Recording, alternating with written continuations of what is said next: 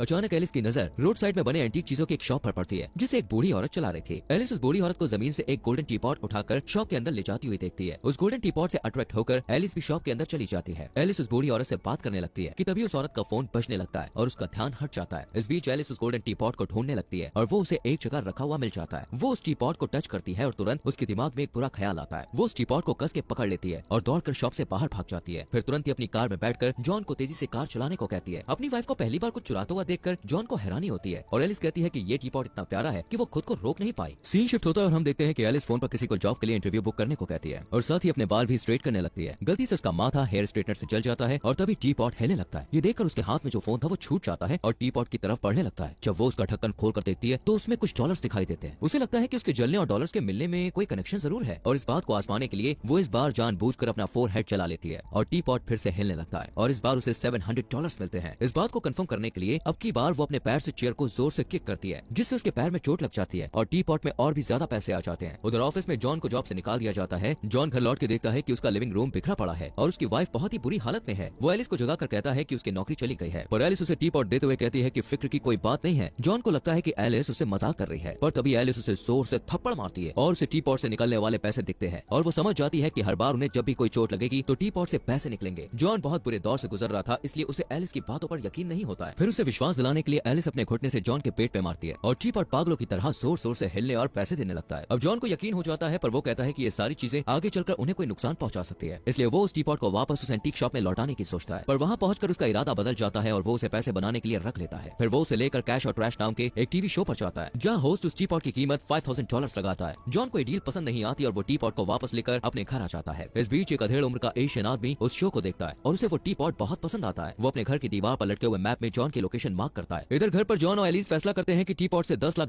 कमाने के बाद वो लोग रुक जाएंगे। फिर वो लोग अलग अलग तरीके से खुद को चोट पहुंचाने लगते हैं और बदले में टी पॉट से ढेर सारा पैसा कमाते हैं। पर उन्हें ये सब करते हुए तकलीफ के साथ मजा भी आता है क्योंकि खतरनाक तरीके से सेक्स करने पर भी उन्हें टी पॉट से पैसे मिलते हैं। अब एलिस और जॉन पूरी तरह से बदल जाते हैं। उनका रहन सहन, खाना पीना और कपड़े वगैरह सब कुछ अब चेंज हो जाता है और इस वजह से उनका मूड भी बहुत अच्छा रहने लगता है। एक दिन एलिस की माँ और बहन लंच पर उनके घर आती हैं तो ये सारे चेंजेस देखकर वो बिल्कुल हैरान हो जाती हैं कि जॉन की सेल्समैन की मामूली सी नौकरी में वो लोग इतनी अच्छी जिंदगी कैसे मैनेज कर रहे थे। कुछ समय तक सब कुछ ठीक ठाक चलता रहता है लेकिन एक दिन अचानक चोर जैसे दिखने वाले दो लोग उनके घर में जबरदस्ती घुस जाते हैं और जॉन को पीटते हुए उस टी पॉट के बारे में पूछते हैं और कहते हैं कि जब से वो टी पॉट खोया था तब से उनकी ग्रैंड माँ एक दिन भी चैन की नींद नहीं सो पाई थी और इसी सदमे में उनकी मौत हो गई। एलिस टी पॉट को तकिए के नीचे छुपा देती है और उनसे कहती है कि उन लोगों ने टी पॉट को बेच दिया है। इस पर वो गुंडे उससे उन पैसों की डिमांड करते हैं जो उन्होंने टी पॉट को बेचकर कमाए हैं। एलिस को लगता है कि वो उन्हें बेवकूफ बनाने में कामयाब हो गई है और जल्दी से वो सारे पैसे जॉन को दे देती है जो उन लोगों ने टी पॉट से कमाए थे। जॉन उन पैसों को गुंडों के हवाले कर देता है और वो लोग पैसे लेकर चले जाते हैं। इस घटना से एलिस और जॉन एकदम चौकन्ने हो जाते हैं और टी पॉट के बारे में और ज्यादा जानकारी पाने के लिए एक लाइब्रेरी में जाकर उससे रिलेटेड बुक ढूंढते हैं और उन्हें एक ऐसी बुक मिल जाती है जो कि जादुई चीजों और उनके इस्तेमाल के बारे में लिखी गई थी। एलिस की नजर उस बुक के एक पेज पर पड़ती है जिसमें उस जादुई टी पॉट के इस्तेमाल से होने वाले बुरे अंजामों के बारे में लिखा हुआ था। एलिस नहीं चाहती थी कि जॉन उस पेज को देखे इसलिए उसकी नजर बचाकर वो उस पेज को फाड़ देती है। कुछ सालों तक उनकी जिंदगी ऐश में गुजरती है। वो दोनों नई कार खरीदते हैं, पास ही एक पॉश एरिया में एक नया घर भी बनवाते हैं, महंगे महंगे कपड़ों से लेकर शानो शौकत की हर चीज खरीदते हैं और बड़े बड़े लोगों को अपनी पार्टीज में इनवाइट करते हैं। इस तरह उनकी जिंदगी बड़े ही आराम से बीत रही होती है कि एक दिन एक एशियन आदमी उनकी डोरबेल बजाता है और दरवाजा खोलने पर कहता है कि उसका नाम